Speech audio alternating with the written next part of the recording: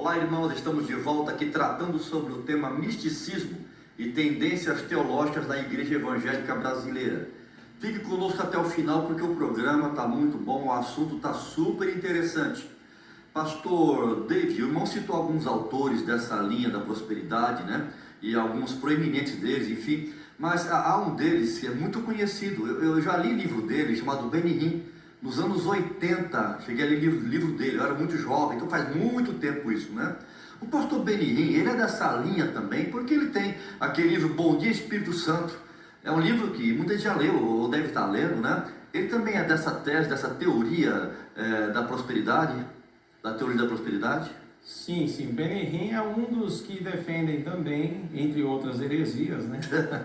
Isso é uma heresia Sim, mesmo? sim. Entre outras heresias, ele também defende a teologia da prosperidade, né? Porque a teologia da prosperidade, sem querer querendo, ela normalmente ela é acompanhada da confissão positiva, né? O positivismo, né?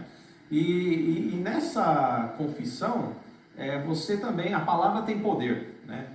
Então, uma coisa é ligada à outra, né? A teologia da prosperidade, você, como foi dito aqui, você investe o dinheiro, né? De forma de sacrifício, assim como Abraão deu o seu Isaac, o Isaac vira dinheiro, né? No caso, ali, vira o seu tudo. No Evangelho de João capítulo 6, como nós terminamos o outro bloco falando, o peixinho é o tudo de alguém. Então Deus, a partir do que você tem, do seu sacrifício, da sua entrega, que Deus vai multiplicar aquilo ali, né? E a confissão positiva, ela acompanha isso, porque você vai começar a declarar, inclusive, né, sobre isso, que Deus vai abrir as portas, que o mal está amarrado, que a pobreza não tem mais poder, que o espírito que deixa a pessoa na pobreza, ele está falido, e você vai declarando essas coisas junto com a ação. O Benny Hinn, ele segue mais ou menos essa linha, tá? Ele defende isso, inclusive nesse livro Bom Dia Espírito Santo, ele tem ali, alguns teólogos já desmascararam, né, irmãos? Eu sei que muitos irmãos leram esse livro e muitos ficaram impactados. Mas deixa eu te contar uma coisa, irmão. Pesquisa um pouquinho, tá bom? Na era dos fake news, né, pastor Ailton? Na era dos fake news é necessário pesquisar um pouquinho e você vai ver alguns teólogos críticos, né, pessoas que escreveram e apontaram que há mentiras nesse livro. Infelizmente, irmãos, você tem lido testemunhos falsos. Inclusive, a Bíblia nos fala, o próprio Jesus disse, não quero ocupar muito tempo, porque eu quero ouvir o pastor Ailton ainda falar sobre isso, mas que é pelo fruto que nós conhecemos a árvore. Isso é importante também, né? E o Benny Hinn, nos seus últimos 10 ou 15 anos, isso, estou falando de 10 anos atrás, tá? No seu auge do ministério, ele já dormia separadamente da sua esposa, né, há mais de 10 anos. Ele já vivia uma vida separada, já começa por aí. E continuava pregando, vivendo fazendo conferência, abençoando. É do tipo que roga uma autoridade divina, né, ele defende também aquela transferência de poder, transferência de unção, né? Gosta de pegar, aliás, irmãos, desculpe, tá, irmãos, gosta de fazer um circo na igreja e foge totalmente da fé ortodoxa, tá? Pega um paletó e fica dando demonstrações do poder de Deus, olha isso, jogando paletó, soprando todo mundo caindo na igreja. E isso era muito feito também no trabalho do Benny Hinn, e defendendo também a teologia da prosperidade.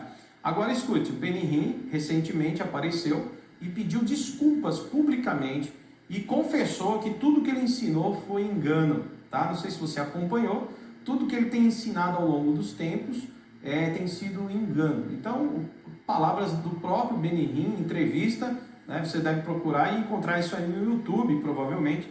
Se você pesquisar, você vai encontrar, tá certo? Bom, respondendo mais ou menos aqui, pastor, que o senhor colocou. Sim. Eu vou ouvir o pastor Ailton. Sim. E se é pregado e se é dado um meio pelo qual você pode alcançar esses objetivos, né, eles alcançam. Né? Antigamente a gente criticava muito a pessoa que ia, né, até o macumbeiro pedir, né, pagar por um tipo de sacrifício para se obter um tipo de favor da divindade. Hoje isso acontece dentro dos templos, né, quando as pessoas fazem os seus sacrifícios, pagam ali literalmente pagam para receber favores de Deus. É quase uma macumba gospel, pastor. É quase que uma macumba gospel, né? Está negociando com Deus. Não tem o pai de santo, mas tem um outro tipo de sacerdote ali que está fazendo promessas em nome de Deus, em nome da divindade, para que essas pessoas recebam isso. E tudo isso tem sido extremamente pernicioso, totalmente distante da pregação bíblica, saudável, do evangelho puro e simples que foi ensinado ao longo de muita geração. Bem, pastor Deide, quer acrescentar? Sim, eu queria acrescentar assim, só para deixar também uma leitura. Sim, uma leitura. tranquilo. A Bíblia Sagrada, ela nos orienta, irmãos, para andarmos de forma digna, né, e compatível com aquilo que nós pregamos. Aliás, eu quero dizer que nem eu, creio que nem o pastor Elias, muito menos o pastor Ailton, estamos aqui mostrando que somos perfeitos, tá? E Deus me livre a gente andar pelo caminho do farisaísmo, né? Ou estar aqui apontando o dedo aos irmãos, que Deus nos guarde disso. Mas, irmãos, é assim, né? Quanto mais a gente se torna público, mais o que a gente fala tem peso, né? E esses homens tornaram-se públicos, né? Cresceram, apareceram nas mídias. Então, o que eles falam tem peso e tem responsabilidade. E não somos nós que os julgamos, mas a palavra de Deus que julga, tá certo? Ela que vê aí a intenção do coração, é pela palavra que nós aqui estamos falando estas coisas, tá certo? Então, quando a gente vê Paulo orientando Timóteo, né, resumidamente, só para os irmãos aí de casa acompanharem bem o raciocínio, né, Paulo ele vai dizer o seguinte, que muitas pessoas, né, com um desejo de pregar o evangelho, começaram a encontrar no evangelho uma fonte de lucro.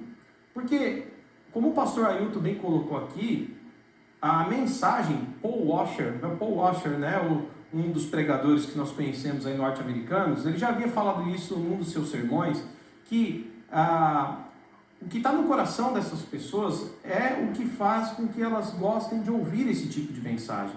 O desejo, como o pastor Ailton colocou aqui, o desejo de possuir, de crescer, de conquistar. E isso cativa essas pessoas, fazendo com que elas sejam ouvintes, né, e sejam adeptas mesmo dessa crença da teologia da prosperidade, tá certo? E alguns se aproveitam, porque nem sempre o povo prospera. Mas os pastores que pregam isso normalmente enriquecem, tá? Com todo respeito, mas a gente vai ver aí homens que têm pregado e inserido esse tipo de teologia, têm dado escândalos, né? Quantos escândalos na mídia, foi falado há pouco, nós vemos, né? Pastores enriquecendo, comprando mansões, iates, fazendas, jatos, né? E aí o Paulo, ele orienta Timóteo, que era um pastor, lá no capítulo 6 da sua primeira epístola, ele diz o seguinte, olha, a partir do versículo 6, né? Timóteo 6,5, capítulo 6, versículo 5, ele diz o seguinte, sem fim, por homens cuja mente é pervertida e privados da verdade, supondo que a piedade é fonte de lucro. De fato, grande fonte de lucro é a piedade com contentamento, porque nada temos trazido para o mundo, nem coisa alguma podemos levar dele.